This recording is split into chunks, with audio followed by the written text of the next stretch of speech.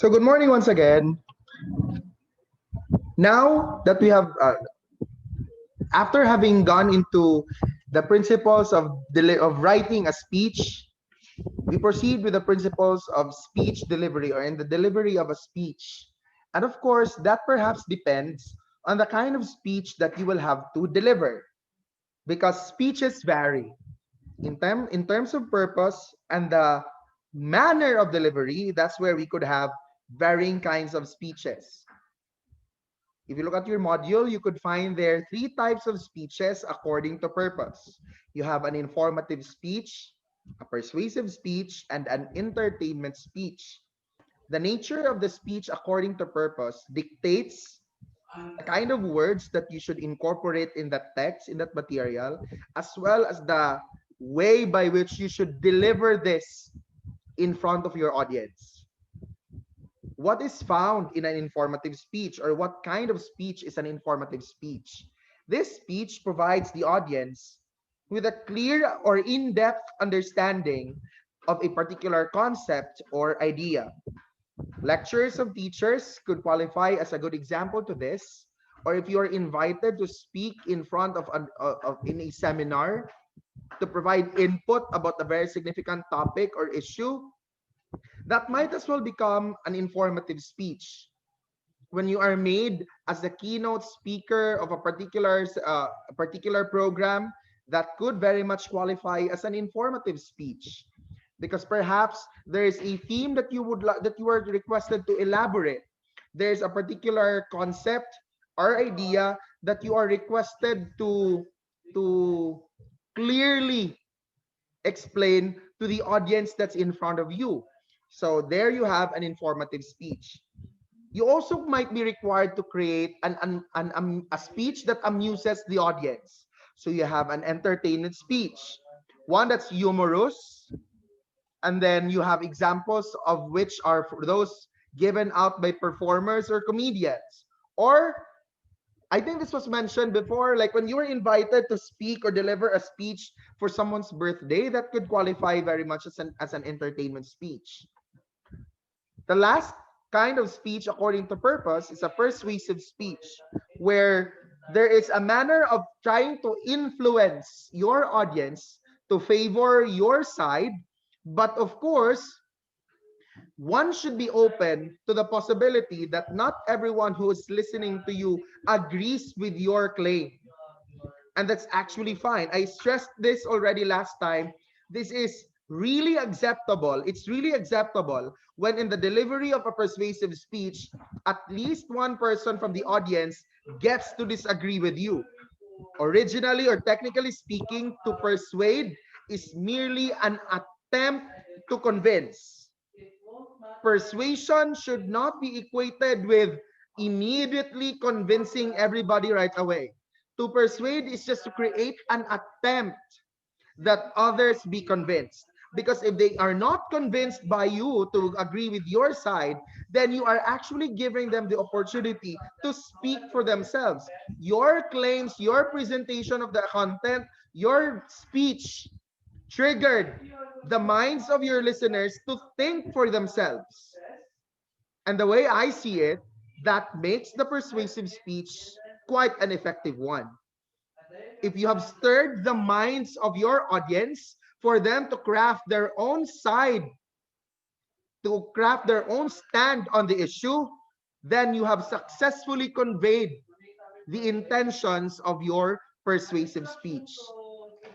So like what I said earlier, the nature of your speech kind of determines the content as well as the tone of your speech. You cannot expect an entertainment speech to sound as serious compared to the informative speech or the persuasive speech.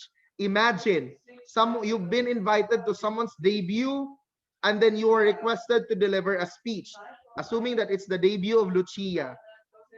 And then Christopher Limbago came there with a very serious mood and then delivered a speech. Lucia, happy birthday. We are so glad that in this birthday, we have shared a very momentous occasion with you. It is important that we are all gathered here to celebrate this birthday of our dear friend. For without her, just imagine if someone speaks in that manner. Though the effect would rather be amusing, people would probably find it funny that someone is speaking in that manner for for someone's debut.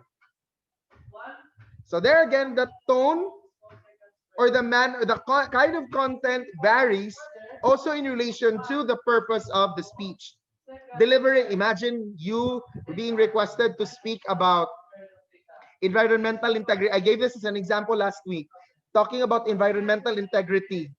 And then your take note of the topic of environmental integrity over um, economic progress, economic growth. And then you spoke in front of the audience this way. Um, yes, it's really amazing. Yeah, it's really amazing. We save the environment. Yeah, of course we do. For what reason? Because it will make all of us happy.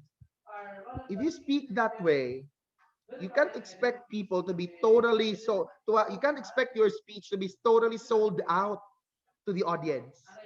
So you tone yourself, you adjust yourself in the manner by which in the manner that is necessarily relative to the speech that you're supposed to deliver. Here we have Alona. Then we have the types of speeches according to delivery. Public speaking, remember? Last year's public speaking, there was only one speech among this list, among the ones listed, that I did not ask you to do. And it's the impromptu speech. So try to, wait, I'm trying to now guess. I think at least one of you right now is thinking of one question. For sure, at least one of you right now has that question in mind. I bet you do. Allen, what's that question right now, Allen, that's bugging you? If you know me so well, Allen, I think you know me so well, Allen. What's that question right now that's bugging you, Allen? Are In we really, going are we going to do an impromptu speech? Allen knows me so well. My gosh. Yeah, that's what I'm thinking. He just knows me so well. No, I think there is at least one of you here who's thinking of something more. At least one of you is thinking of something more. Yes, Edson, what is it? Edson? I don't know when. Edson? What is that other question that's bugging you right now, Son? In relation to the question, it's kind of an extension to the question raised by Allen. Don't know. That's what I'm asking a while ago. I mean, will you not ask yourself of, will Sir Sim ask us to deliver all these speeches? Oh, I think impromptu lang. I think Sean was thinking of that. You were, Sean. No, you were. I sensed it from you as well as Rodney. When I said the question, Rodney was like, so I think, so as not to frustrate you, so as not to frustrate you, we will do them. Them. Them. Take note, have them, not it. We will do them. And we would like to begin with the manuscript speech. But of course, what's good with the manuscript speech? I'd like us to, though you have four that's being listed there, I'd like us to begin with the manuscript speech. And why am I giving you the chance to do it first? Not that we'll do the extemporaneous speech first. There's a reason why in our public speaking class last year, the extemporaneous speech was placed to be the last speech that you did. The extemporaneous speech is quite, to some, taxing. It's going to ask for much. Especially that you don't have as much time as how you have as us sorry you don't have as much time to prepare in an extempo speech compared to a manuscript. But here's my problem, here's my issue. A number of you don't have good internet connections at home. Ito yung kanon kuya. Kanira. Kanina ito. It's all right, Shan. You can tell that person to take lunch already, Shan. So, as for the others, they can do the manuscript, the memorized speech, the extempo, and the impromptu speeches here in Zoom. But I don't know how to do it with Vince. Vince, can you say something about this, Vince? Vince, here's a rough plan. Of course, Vince. Sir? I came prepared. I came prepared with a plan, Vince. Oh no. How would you feel it, Vince, if for the extempo and impromptu speeches, I'll call you over your phone number? I'll make a phone call to give you your question. So the phone call will not end.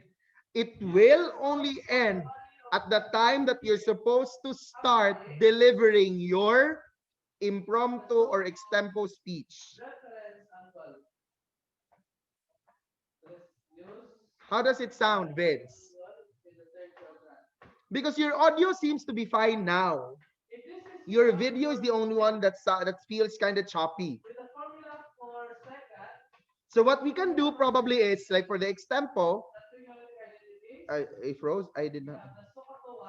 For the extempo, for perhaps, I'll make a phone call, and then I'll give Vince some prep time, and then once the prep time is over, I'll end the phone call, and then Vince will give his answer through Zoom, even if it's only his voice that we can hear. And for the impromptu, Vince will have to answer the question right away while I'm making the phone call. And for me to know how Vince looks like, how he looks like, because projection matters here. When we talk about the delivery of speech, projection matters. So Vince will record himself through his computer while I talk to him over the phone. O diba? We can still find a way to resolve the issue, Vince. And then Vince will send to me the video recording later on. There's always a solution to it, Vince. We just found a solution. Vince, how do you find that plan? I think that plan is fine.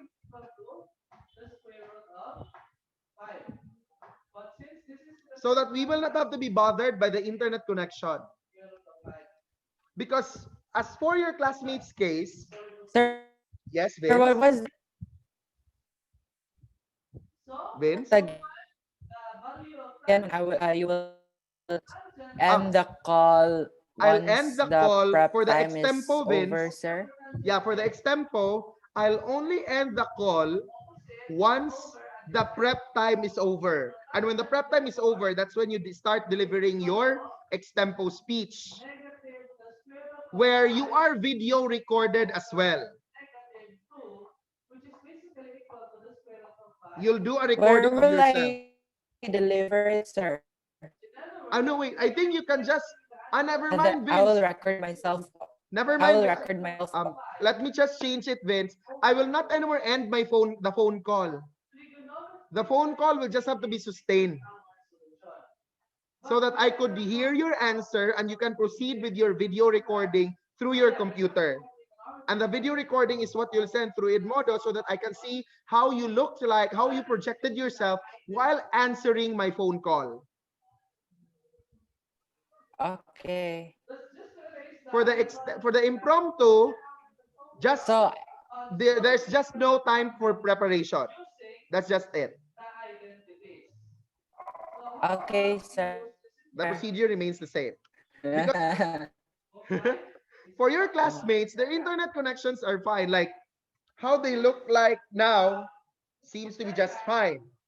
How does an impromptu work? So in an impromptu, let's start with a manuscript. In a manuscript speech, of course, you should have a copy. You should have a copy of the speech. Wait, should you memorize that speech? Allen? No, correct. You do not memorize the speech, but it does not mean that you should not prepare for it. If you deliver the manuscript speech this way, assuming that the speech is here, as a student of public speaking, you should know that public speaking is not simply reading your speech or talking about your topic. It requires making good. If you simply read it that way, then sorry, I'll tell you to stop.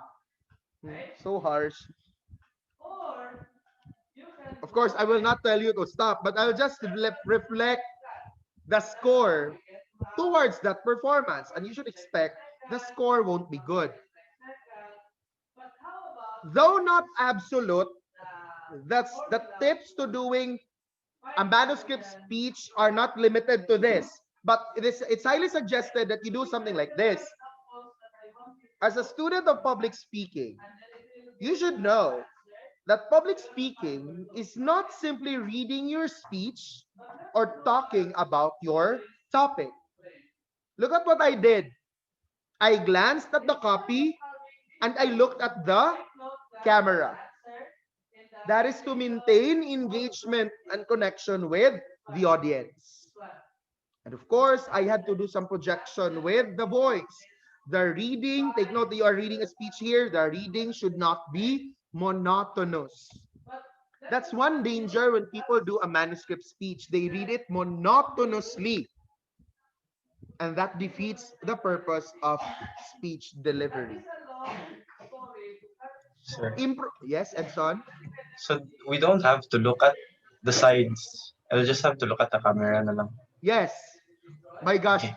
If you are going... Okay. In a regular classroom setup, Son, thank you for sharing that. In a regular classroom setup, of course, it would demand that you look at the sides of the room. You do a sweep. A sweep. Remember the sweep where you look from left to right, then from the right to the center, then you look at the left side again, then to the center, then left to right. You'll have to have kind of a motion with your eye contact. But here, there's not. If you do that, I'm so worried now about you. You just might be seeing some entities there at home that we don't want to see. We don't want that.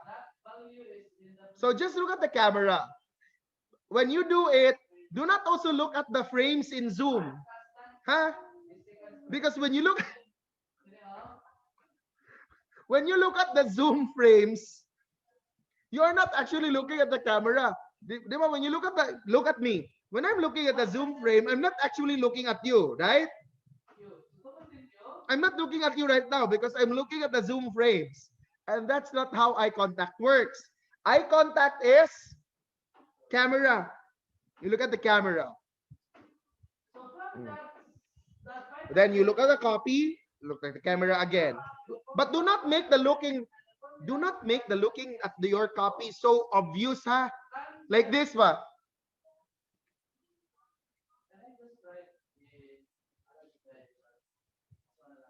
Please don't. Be graceful about it. So how does that work? As a student of public speaking, you should know that public speaking is not simply reading your speech or talking about your topic. See, I did not have to bow my head. So the bowing of the head. If you wish to hold your copy, you can. In actual practice, of course, you can use a podium or a lectern. But unless you have a podium or a lectern at home, if you have one at home, you can use it, freely use it. Sir, would you want us to stand up? That's your call. I do not demand that you stand up. If you want to remain seated, while delivering your manuscript, it's fine. That's just in the assumption. In reality, that's in the assumption that probably you're on a wheelchair, or that you are having a meeting and that's where you are delivering the manuscript speech. So you can still take your seat, remain seated while delivering a manuscript speech. Just be graceful about it. And do not show the copy to the camera. Huh? Do not show the copy to the camera. Do not read this way. And then I'll see you shaking your hand. Now, I think the shaking of your copy will not necessarily happen now because you are not in an obvious audience, a big crowd. I've been at the mercy of people holding a copy and shaking at the same time. I've seen so many of them do it that way before. Impromptu. How does an impromptu speech work, and what makes it different from an extemporaneous speech? They differ in terms of that short amount of time that people get to prepare. In an impromptu speech, in an extempo speech, you get to enjoy like 2 or 3 minutes to prepare. In an impromptu speech, there's none. Vince, how will you do your manuscript, Vince? You can just do it video recorded. In an impromptu speech, there's no chance for you to prepare. Meaning, once a question is thrown and then you are requested to answer it, you answer right away. That is why in a classroom, you are already doing impromptu speeches. In a regular classroom setup, when a teacher calls you to explain an idea, that is already an impromptu speech in itself. Like now, if I ask one of you to answer this, you are already doing an impromptu speech. For instance, what is the essence of being a woman? Alona. So Alona should answer right away. Alona, go. Don't worry, Alona. No one will tell you that your answer is wrong. What is the essence of being a woman, Alona? The essence of being a woman is that you were able to like give birth to a child and give all its needs and wants so that the child of yours will be satisfied and will be having a good family. That's her. Thank you. Thank you for that answer, Alona. That answer reminded me of one pageant that I've seen on the national television, that the essence of being a woman is by becoming a mother. See? Did Alona enjoy a minute or 2 or 3 to prepare for it? She did not. She just answered it and relied on how ideas should come in or flow. So boys, you prepare. But I will not ask you of what the essence of a man is. I'll now ask one of the boys to answer this. So when I throw in the question and when I call on you, answer right away. You give an answer right away. I think I will not call Vince. Karil? Lol. I will not say hi to Karil because she's not with us anymore. She left. She left us. Karil is rude. Karil is bad. She left us. Karil does that. She leaves people. So one of the boys, you should prepare. I'm thinking of a question. Okay. The question is, what is your biggest asset? What is your biggest asset? Allen.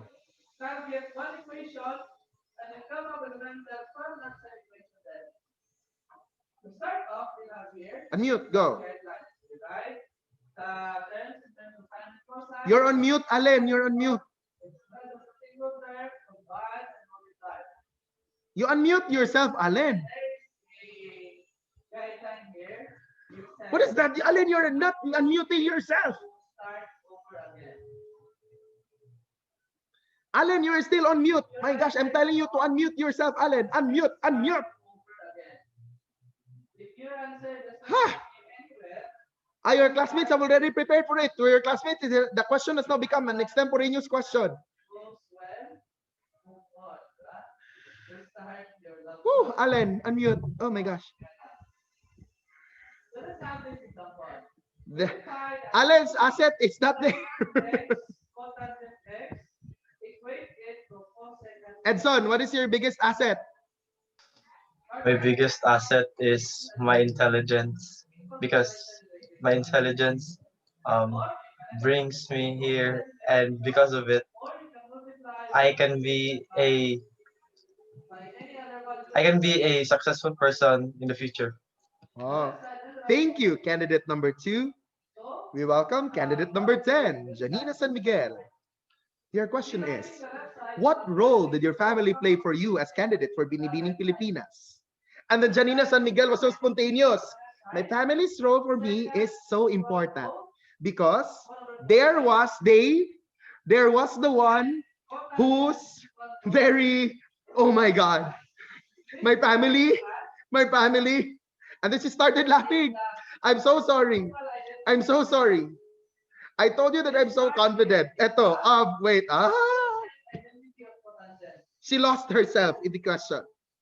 But then she ended her answer with, but I said that my family is the most important persons in my life. Thank you. It was not an extempo question. It was an impromptu one. It was impromptu.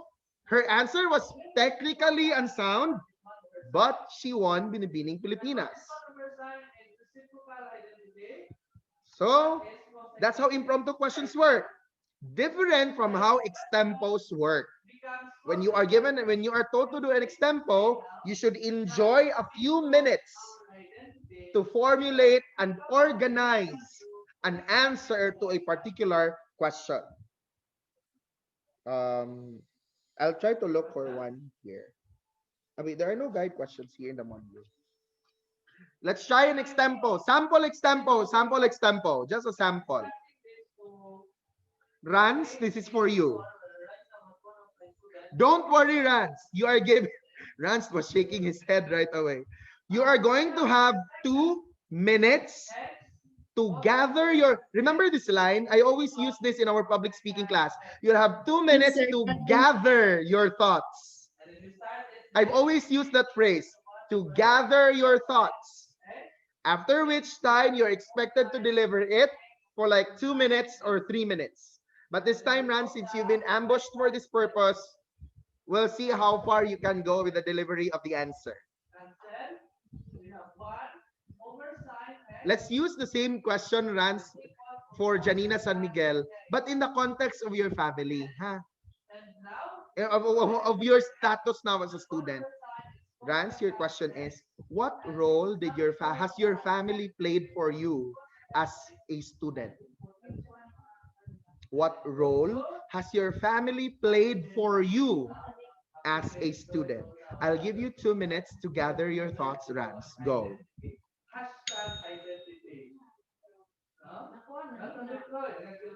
The bell.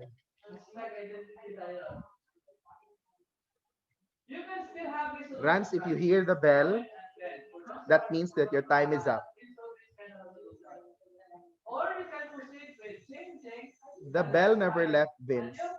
It was just here.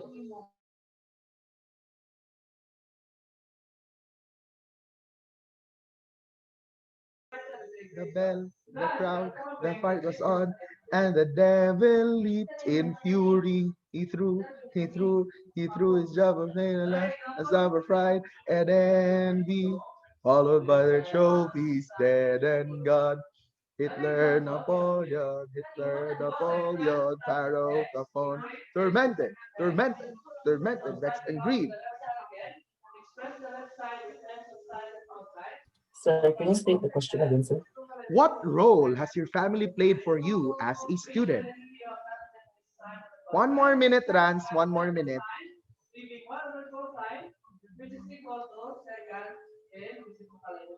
Viva vive, Jesus, the demons arise, offensive and vile, cursing and blaspheming God. So most often, we try to manipulate the left side. Rans, are we ready?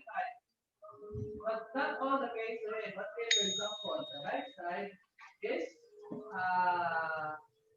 The role my family plays is that I want is that they support us, and I also want to be an ideal brother to my siblings and also my parents raised my brothers. That's it. Rans? Okay. So Rans has ended. So what I got from the answer of Rans is in the context of support. Supporting him and his siblings as they are still students as of this time. So that's the experience of an extempo. However, of course, in the actual practice, an elaboration will have to be further provided. And remember those tips last time? You can have 3 points. And then gestures, do not forget. You should still put in some gestures. We will go into that later on. Then the last type of speech is the memorized speech. As the term suggests, you should have a word for word memorization of the material. And then there are 2 types of memorized speeches. What are those 2 types of memorized speeches? Lucia, give me one. Give me one type of a memorized speech.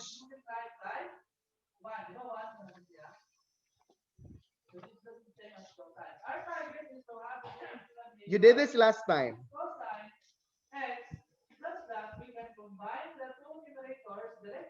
Not formal and informal. The terms are not formal and informal. One begins with a vowel, while the other one begins with a consonant.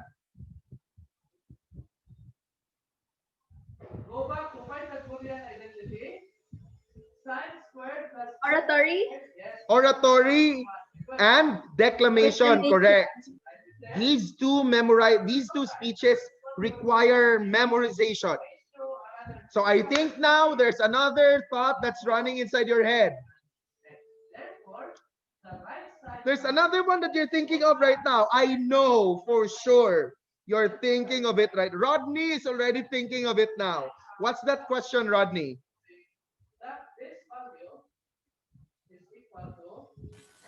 Will we perform a declamation, sir? What about the oratory and the oration? On that question, we'll just see. If time allows, why not? Right? If time allows, why not? Can we use your sir, your mga pieces sa una? Of course, feel free. Feel free. But I hope you will not anymore do the rich man and the poor man. Your question you cannot answer. Don't anymore do that. Your question you cannot answer. There are so many oratorical pieces and declamation pieces available online, but for now, we'll just. I cannot yet fully decide if you'll really do one this semester, because that would mean that there are going to be 5 speeches. Or I mean, 5 speeches. I think that's fine. I think that's fine. I mean, you were even able to do a TEDx talk last time. You had a TEDx last year with the E of Allen. Illuminati. Lady Gaga. Kanye West. Israel. Beyonce. Then the last part was Israel for Israel. That doesn't even make sense. From wherever inspiration, Alan, you've always been on mute this entire time. You've always been on mute, Alan. By next week, you will do a manuscript speech. Next week, manuscript. The good thing with this is you will not have to memorize anything. There's no need to memorize anything. So I suggest, as early as now, you look for a material which you'll have to deliver in manuscript form. Deliver it in manuscript form. But again, reading it does not mean that it has to be so plain and dead. Sir, should we choose a long text? I do not demand that it be a very long text. So, sir, can we choose a single paragraph text? There's a high pressure. There's more of a pressure when you read a manuscript speech that is short, because you should be able to leave a good impact.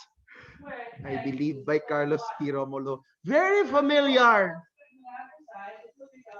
Why does it feel like that was given last year? Master. This, I believe, by Carlos P. Romulo. Wait, I think you've even memorized that text already. I think you delivered that on in an oration. Anyway, whatever your choice of material is, just be sure that it's justifiably good enough and that you will have practiced well for it. When you look at the next page of the module, you'll find there different delivery for different situations, and that there are challenges when you deliver to a particular audience size, when you deliver in an open air venue or outside the building, when you deliver in different venues, when you speak with a microphone, or when you speak with a podium or lectern. Practically speaking, when you speak to an audience, to a particular or specific audience size, the pressure is really high. The pressure is really high because you have to be sure of the approach that should fit that particular size of the audience. I mean, there's a reason why the size of the audience is definite. That size of the audience is definite. Your approach has to be very sure and appropriate to that size. When you deliver in an open air or outside a building, open air venue or outside a building, there could be some communication barriers that you'll have to conquer. Noise. The audience being easily distracted by what's found outside. The weather itself is a challenge. Just imagine you being so prepared only to find out that it starts pouring down. That leads to some challenges when doing a speech in an open air venue. When you speak in different venues, you'll have to do adjustments from one venue to another. That's one big challenge. When you speak with a microphone, the challenge is you might overuse the microphone or underuse the microphone. Can a semi-interview be turned into a manuscript speech? What do you mean by a semi-interview, Josh? Just say Transcript, it, sir. Uh-huh. A transcript. What do you mean by that? Why will you turn it into a manuscript? What manuscript is this? What can you please elaborate? Like a speech, a transcripted interview, sir. It's not necessarily an interview. It's like he'll, in the middle of his speech, he'll be asked questions like, "What about these people?" About blah blah. But it was transcripted into a speech, sir. Is it still Oh, fine? that is now the manuscript, Josh. Thank you, sir. That is now the manuscript. Vengeance is not ours, it's God's. For the declamation piece, you might want to do Luisa, Luisa. Luisa, the gate. Luisa, the gate. Luisa, Lucia. It's Luisa, di ba? The one who was crazy. Ano, who had some mental issues. The one with the truck. Yes. Luisa, the gate, the truck, the gate. So the person is so confused now. Is it the truck or the gate that he or she should be worried of? Speaking with a microphone might lead to an overuse of the microphone or an underuse of it. That's also one big challenge. You speak with a lectern or a podium, there are challenges behind it. Sometimes you get to hide your hands when it's supposed to be shown, or that you might be too limited in your movement, in your projection, because you are confined in that podium or lectern. Despite these challenges, you're of course going to enjoy some advantages in doing your speech with a podium or a lectern. To those who are so nervous, at least you have some place to rest your arm. You have some place where you could put your speech. To those who are using a microphone, then you will have the attention of your audience as the loudness of your voice is really well established. The microphone helps that. When you speak to an audience size, to a particular audience size, at least you know very well the scope or the needed scope of the volume of your voice. When you speak outside in an open air venue or outside the building, you'd feel more relaxed because the atmosphere is quite more relaxing. It's more tense when you are in a closed venue. When you speak in different venues, you are going to add experience to your public speaking skills. Being able to speak in varying venues would give you more experiences when it comes to public speaking. Helpful tips when doing effective speech delivery. Use a conversational style more often, but it's not necessary to do it always. A conversational style helps. That conversational style makes the audience sound, makes the speech sound more at the level of the audience. It becomes appealing more to the audience. You look at your audience's eye contact, but unfortunately now we cannot do it in this manner because you'll have to look at the camera. You'll have to assume that when you look at the camera, you're already looking at the audience's eye. Can I request all of you to look at your cameras? I'd like to see how you look like when you look at the camera. You all look creepy now. You all look kind of creepy when you're looking at the camera and not doing anything. Another tip: adjust the volume. The volume of your voice. Though a loud voice is suggested, what's really better than a loud voice is a well-modulated voice. There's a difference between a well-modulated voice and a loud voice. A well-modulated voice knows how to adjust his volume, knows when to say things louder and more emphatically, and when to say things in a more calm manner. Another tip, you vary your rate or speed. There may be times where you have to speak faster, or then you are going to reach a point where you have to change your pace, make it slower, perhaps for emphasis purposes, or that there are parts which you want to be retained more in the minds of your listeners. You master your voice and find your pitch. If you have a pitchy voice, those that have quite the stingy kind of voice, regulate that kind of voice. That's still part of modulation. Use pauses. Apply junctures very well. When you prepare your manuscript speeches for next week, feel free to put in some marks on your copy. What do I mean by that? If this is, oh, there's like a sample here at the back of my copy. If you have this copy, feel free to put in some labels for juncture. Use some bars because that would tell you when to create the necessary pauses when delivering your speech. Pronounce and enunciate words correctly. Pronunciation is such an important thing in public speaking. We do not want ourselves to be misunderstood because of our failure to mispronounce a word. Of our failure to pronounce a word correctly. Mispronunciations can though be remedied. There's a way to remedy mispronunciations. Read a lot, listen to how native speakers pronounce a word. Just be sure that you are going to pronounce and enunciate the words properly. If you end up mispronouncing a word, that's just might not be helpful. I'll try to type in a word and I'd like you all to practice pronouncing it right. Be sure to pronounce these words correctly. These words might come in as very common words, but you should know how to properly pronounce them. Look at that word. That's a simple word. Look at this phrase.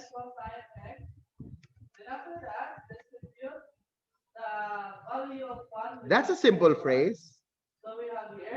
But how should you properly pronounce it? Christopher, how do you pronounce that phrase? The phrase, not the single word. How do you pronounce the phrase? Bottle of water. Again? Bottle of, bottle of water. Again, sorry. Bottle of water. By the way, if I give you comments regarding pronunciation, I hope you won't take it personally against you. Please do not take it against you, because I just want you to really achieve that right way of pronouncing words. So that's how Christopher pronounced it. I will not yet give my comments now. Sean, how do you do it, Sean?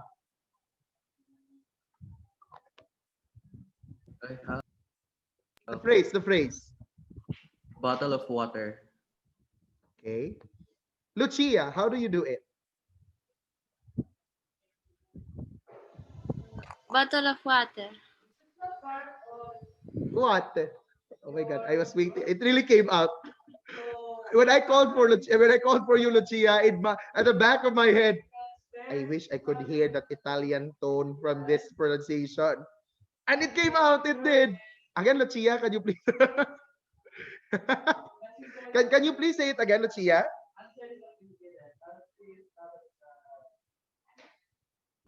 Bottle of water. Oh, no, that's not it. Go. Like how you said it the first time. Go. I should have not reacted so that Lucia could pronounce it again and say, wait, I should have not reacted. Go, Lucia. Bottle of water. Huh? It's just like how you listen to it in Google. When you press a word in Google and then you ask for it to be pronounced, Google would pronounce it bottle of water.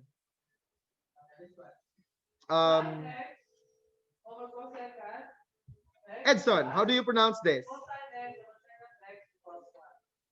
Bottle of water. Whoa.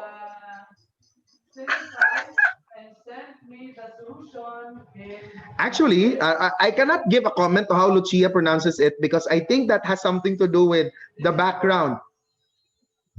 Is that how the word W-A-T-E-R really is pronounced, Lucia, in Italy?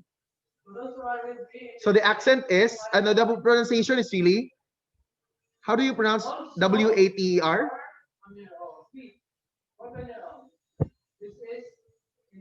The first word, the word, not the phrase. How do you pronounce that? Water. See? Water. That's how they really pronounce it. Because that's, why are you all people? That's how people in Italy pronounce it. In the Philippines, they pronounce it as water. That's how the Filipino people pronounce it, water. If they are to buy something from a store, palit ako guys, water. Those who are laughing, are kind of guilty of this. No. But not where I come from. That's not how we do it. I mean, won't you like it if when you go to a cafeteria, you go to one of the stalls there, and then you tell the vendor, ate, you'll call her attention, ate, can I have a bottle of water? And then the Tindera be like, okay, sure. Just have to give me 20 pesos for this. Oh. Okay, ate, here you go. So the conversation proceeds with proper pronunciation and enunciation. Earlier, I heard from Christopher, bottle of water. I thought there was a battle that was going on among the waters. There was like a fight. So I wanted Christopher to say it again, over and over again, because what I heard at first was there was like a war. There's like a war of, like a battle war. A battle of war. So there's really a battle going on. Anyway, perhaps our backgrounds have something to do with this as well. Like in the case of Lucia, the influence of pronunciation has something to do with the country of origin. How do you pronounce that? Nothing special about the word, but I just want you to, how does this word get pronounced in your country, in the country where you're from, Lucia? Is it just plainly pronounced as brother or brada? I'm making things up now. The influence. Regardless, just be sure to pronounce and enunciate words properly. Avoid fillers, people. Avoid fillers. What are examples of fillers? So you have in the vernacular. What are your common fillers in the vernacular? A word that means so many things. Kuan. Correct. Kanang. This word means so much. This has a lot of meanings. In the vernacular, si kuan ba? O nagkuan mo to sila ngayon, kuan to. Yet, you know what it means. Look at the power behind the word. You would know what the person was actually trying to tell you, even if that's the only word that came out. If that word has been repeated. Yet, it's a filler. And yes, there's also this word. Another filler, it's that word. You can just probably start counting the number of times this word comes out when you converse with people. Perhaps they would even use that to begin a conversation. Kanang, di ba? They use that like when someone approaches you, huy, can I borrow your phone? Kanang, gi-charge para ba?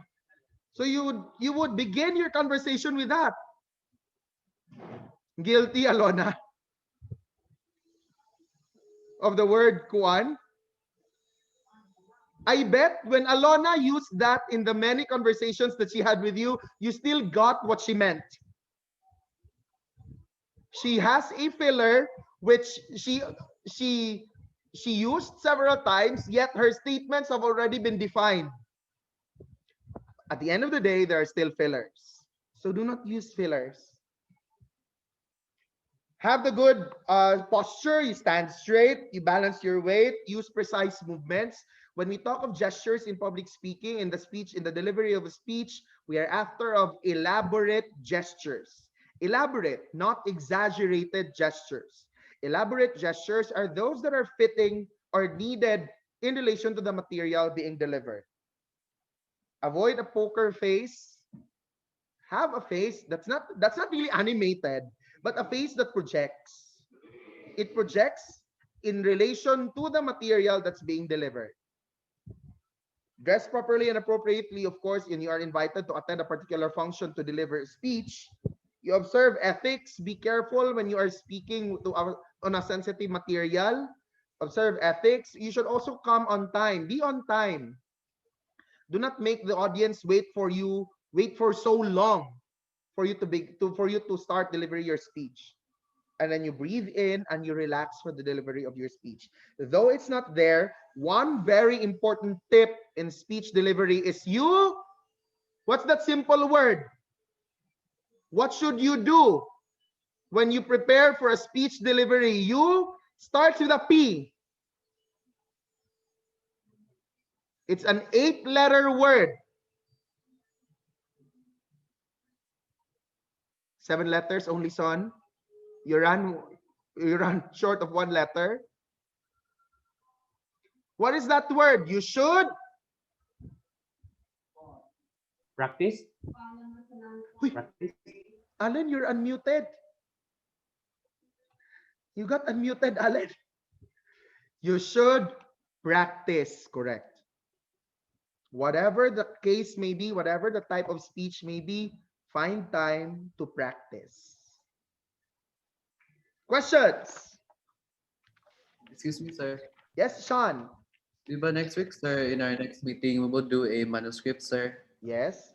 Then the manuscript that we will use, sir, is we will just have to find pieces on the A internet manuscript of your choice. Yes. in any topic, sir, Yeah. of the like. Last year, my No, sir. practice was to give a manuscript, and then students can also have their own choice of a manuscript. But this time, I'll just give you the chance to have your own choice of a manuscript to be delivered in class. Hello? Everybody froze. Everybody needs a little time away. Heard you saying from each other. Ay, they're here. It's lunchtime already, people, so that will be all. Goodbye and thank you. Right. Bye, thank you, sir.